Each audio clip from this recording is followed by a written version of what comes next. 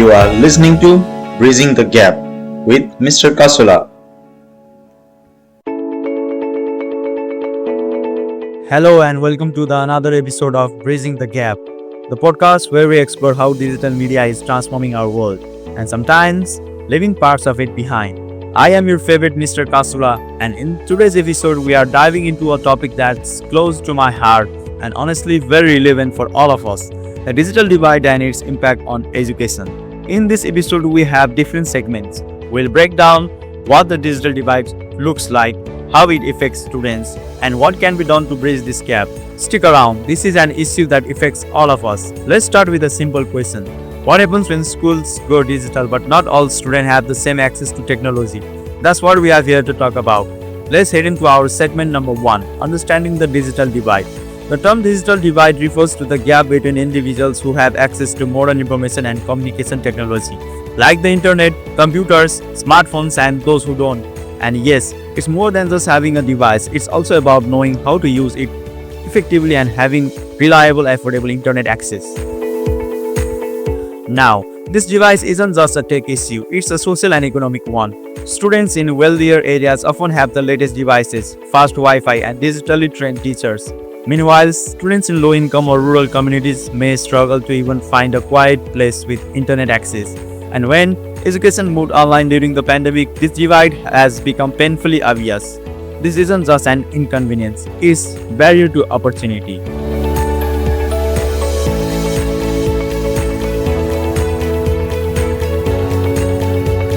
And our segment number 2, how is it impacting on real world? Let's dive deeper into how the digital divide affects students and educators in the real world. First, think about this. Digital learning isn't just an option anymore. It's increasingly the default. Schools, universities, and even short training courses rely on digital platforms. You are expected to submit assignments online, join virtual classes, participate in discussion boards, and even take exams digitally. But what happens when a student doesn't have access to a reliable device or stable internet? During COVID-19, many schools moved to online platforms like Google Classroom or Zoom, but millions of students were left out. A report by UNICEF found that at least 1/3 of the world's school children couldn't access remote learning. That's about 463 million kids. In countries like the United States, where you'd expect access to be widespread, the divide still runs deep. In 2020, a PEW Research Center study showed that roughly 50% of US school-aged children lacked a reliable internet connection at home.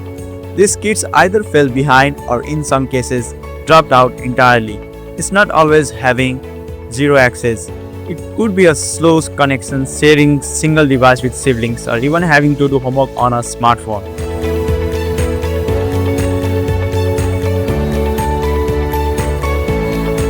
And then there is the case of teachers. Many educators were forced to adapt overnight, suddenly teaching via Zoom or Microsoft Teams without proper training.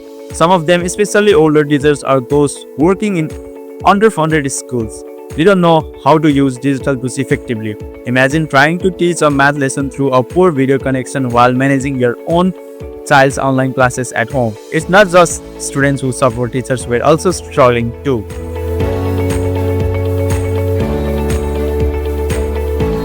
Now, let's move to developing countries. In Nepal, for instance, during the height of the pandemic, the government launched online education through TV, radio, and web platforms. But according to surveys, only 10% of students had consistent access to online learning.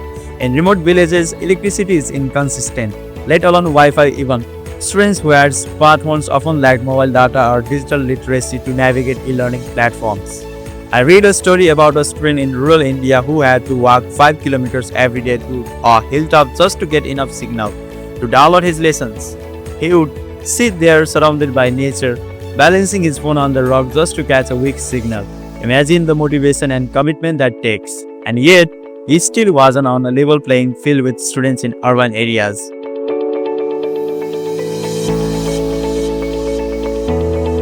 This digital exclusion also leads to emotional stress. Many students felt left out, isolated, or embarrassed. It affects self-esteem and mental health and creates an emotional barrier to learning.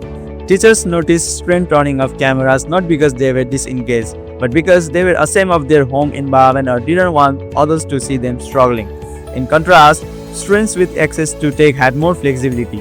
They should pause the video to take notes, revise difficult lessons, or connect with peers in breakout rooms. They could access digital libraries, attend free webinars, and build soft skills like digital communication and collaboration. In short, they had more tools to succeed. So, when we talk about the digital divide, it's not just about who has a laptop and who doesn't. It's about who gets to thrive in 21st century learning environment and who gets left behind. And unless we close this gap, we are not just creating educational inequality. We are reinforcing the cycles of poverty, disconnection, and exclusion that last for generations.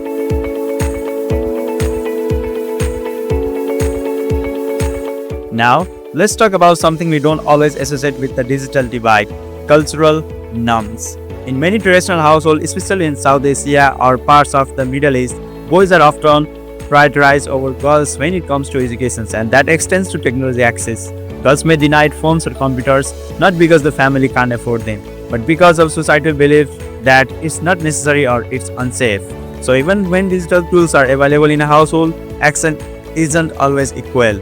That's a huge part of the digital divide we need to address, not just infrastructure but also mindset.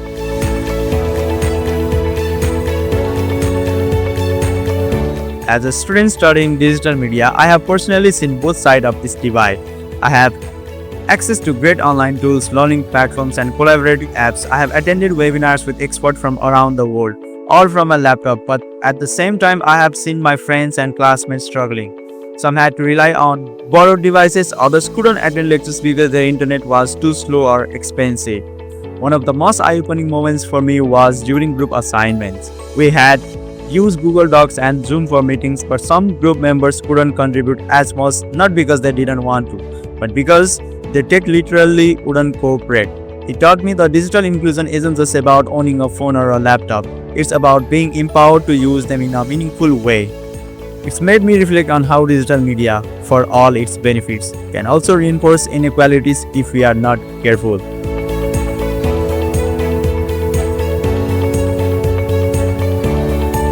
So, what can we do about it? First, we need more investment in digital infrastructure, especially in rural and low-income areas. Second, digital literacy training for both students and teachers is crucial. And finally, we need to challenge social norms that restrict access to technology, especially for girls and marginalized communities. And talking about corporate social responsibility, companies like Google and Microsoft have programs for low-cost devices, but we need more. The digital divide is real, but it's not unfixable. If we recognize it, talk about it, and act on it, we can build a more inclusive and equitable education system for everyone. If you are listening to this on smartphone or laptop, you are already on the privileged side of divide. So what can you do? Donate old devices, support digital literacy programs, or just spread awareness. Small actions add up. Thanks for joining me today on Bridging the Gap. If this episode resonated with you, share it with a friend or leave a review. Let's keep this conversation going. Share your thoughts with #DigitalDivideED. Until next time, keep learning, keep questioning, and keep pushing for a better connected world.